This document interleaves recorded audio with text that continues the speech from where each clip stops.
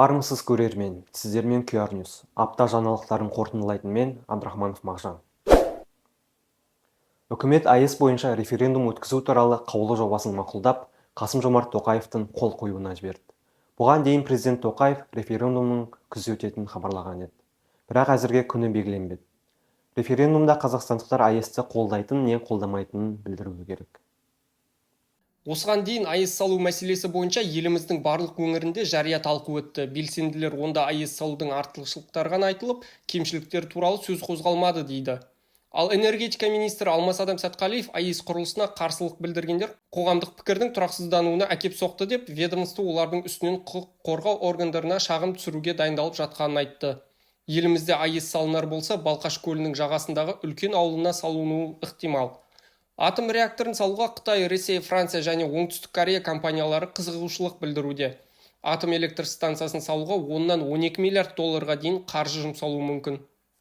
Франция соты Телеграмның негізін қалаған Павел Дуровты 5 миллион еуро кепіл беру шартымен босатты. Алайда оған Франциядан шығуға тыйым салды.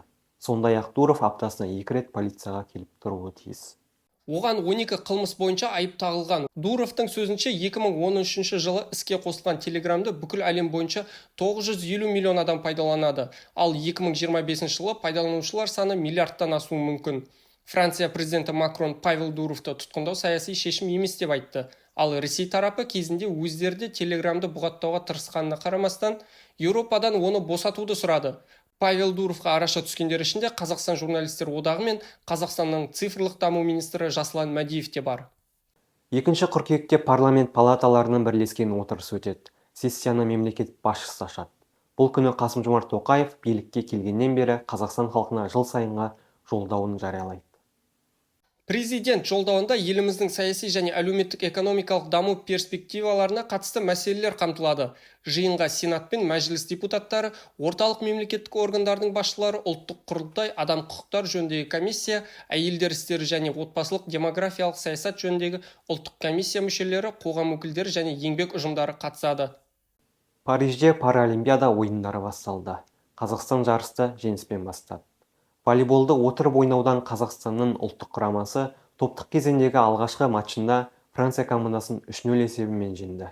Париж Паралимпиадасына 8 команда қатысады және олар 2 топқа бөлінген. А тобында Қазақстан, Франция, Босния және Египет ойнайды. Ал Б тобында Иран, Украина, Бразилия және Германия құрамалары бақ сынайды. Қазақстан құрамасының келесі ойыны 31 тамызда Астана уақыты бойынша 17:00-де өтеді.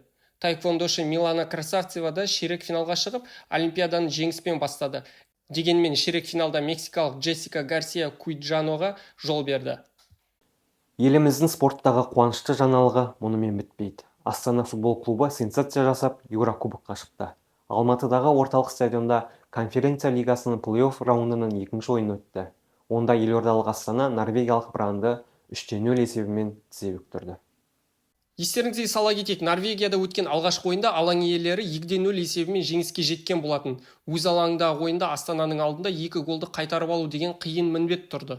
Бірінші тайм голсыз аяқталды, ал екінші 45 минуттықта елордалық клуб жауапсыз 3 гол соқты. Нигериялық легионер Чинеду Джеффри дублиес атанды. Матчтың негізгі уақытына қосылған уақытта алаңға енді шыққан Рамазан Кәрімов 3-ші голды соғып, командасын конференция лигасының топтық кезеңіне шығарды. Осымен апта жаңалықтары тәмам. Арнамызға жазылып, лайк басудан ұмытпаңыз. Келесі кездескенше қош, сау болыңыз.